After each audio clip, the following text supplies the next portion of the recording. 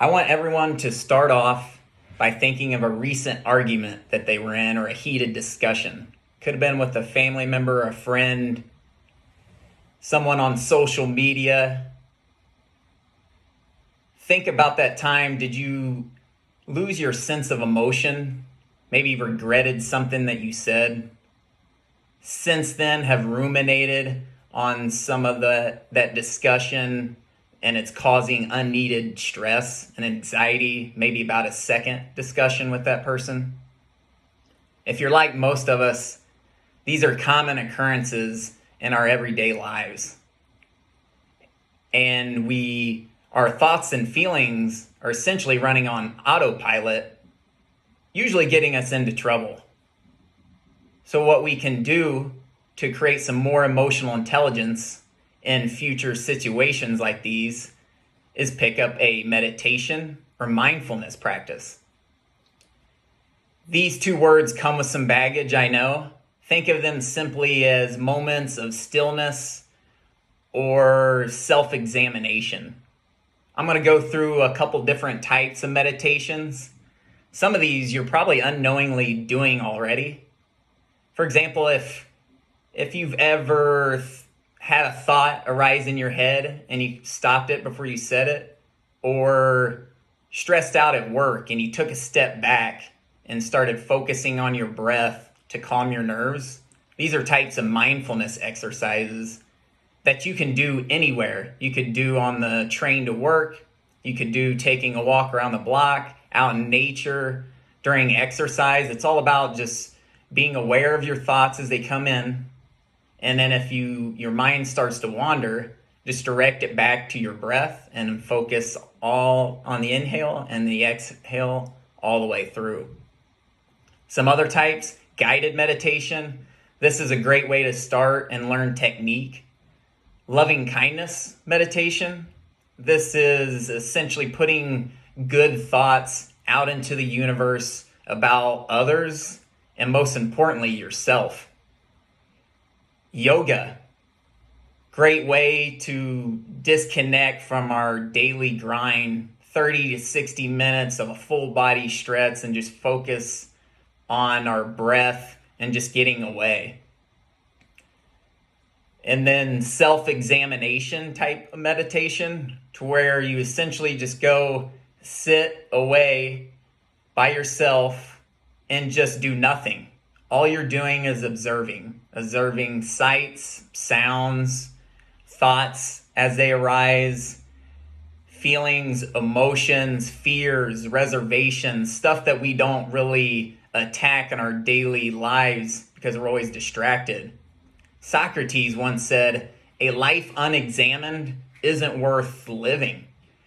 What he basically meant with that was we spend most of our lives working on relationships with other people, but we never focus on the most important relationship in our life, and that's with us.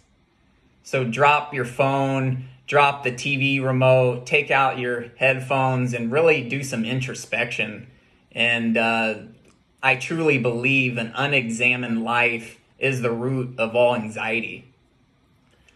Most of these meditations come with numerous benefits. One of my favorite ones is it's actually been shown to reduce activity in the default mode network.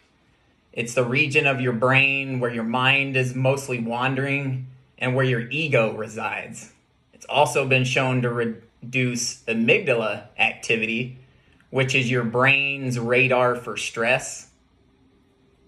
Some other benefits, it's shown to prevent reduction in your telomeres, which are signs for aging and disease. Many studies showing the reduction of stress and anxiety, which is very, very important because over 18% of adult Americans are diagnosed with an anxiety disorder every single year. It's also been shown to decrease depression, just as good, if not better, than most medications, without the side effects and without the withdrawals. So there's even more healing power, believe it or not, in our brains that our brains can provide. And a neuroscientist, Dr. Joe Dispenza, shows this in his work. Participants in his work through meditations are healing themselves from things like MS, where they're legitimately getting out of their wheelchairs and walking again. There's people shrinking tumors, autoimmune diseases leaving, cancer going into remission. Now you're probably thinking this guy is starting to sound like a quack. Well, you probably already believe this anyway. You're all probably familiar with the placebo effect. Doctor prescribes you some medicine. He doesn't tell you it's a sugar pill. We take it anyway, and we trick our brain into healing ourselves anyway.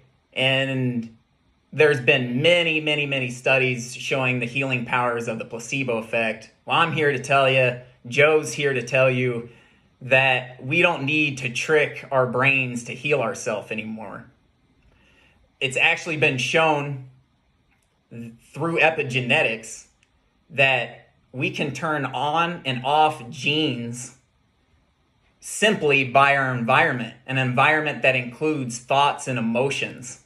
So what Joe does, he simply puts people in a meditative state, gets them to forget about their past and their limiting beliefs about their current circumstances, and gets them to focus on a more positive future and outlook and meditate on the healing. So I'll conclude with this. Go out, download an app called Insight Timer.